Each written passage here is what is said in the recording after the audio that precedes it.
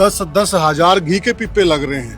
कहाँ से इतनी व्यवस्था हो रही है? ये सारी परमात्मा कर रहे हो, सतलोक से लाते हैं गुरु जी। वो चाहे ब्रह्मांड को बिठा के खिला सकते हैं, उनके आशीर्वाद से ही सारा चल रहा है जी।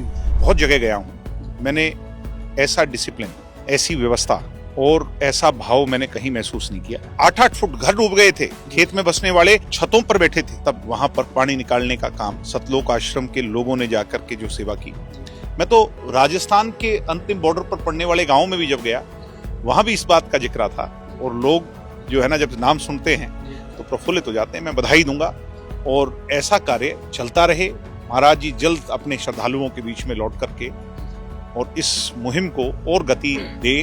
वैसे तो गति मिल ही रही है, वो जहां भी हैं वो गति दे रहे हैं, वो लोगों का कष्ट काट रहे हैं, वो खुद संघर्ष अपने ऊपर उन्हें लिया है और भविष्य में मुझे पूरी उम्मीद है, उम्मीद ही नहीं भरोसा और यकीन है कि वो जल्द श्रद्धालुओं के बीच में आकर के उन्हें अपना आशीर्वाद देंगे और करोड़ों लोगों को इस दिशा में तब्दील करेंगे।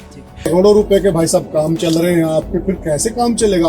आप ले किसी से दे रहे हैं। एक महाभारत की कथा है जिसमें द्रौपदी जो माता थी, उसके पास एक ऐसा पात्र था, किसी देवता ने दिया था उसको। जब तक वो खाना नहीं खाते थी तब तक उस पात्र में जब पूरी पृथ्वी को खाना खिला दी। ये महाभारत में भी उसका वर्णन है। बिल्कुल है।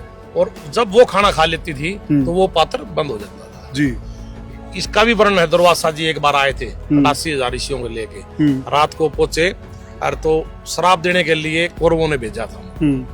तो उस कथा में वो रात को पहुंच गए और माता ने उस टाइम पे खाना खा लिया था, सबने खाना खा लिया था, बंद हो चुका था जी।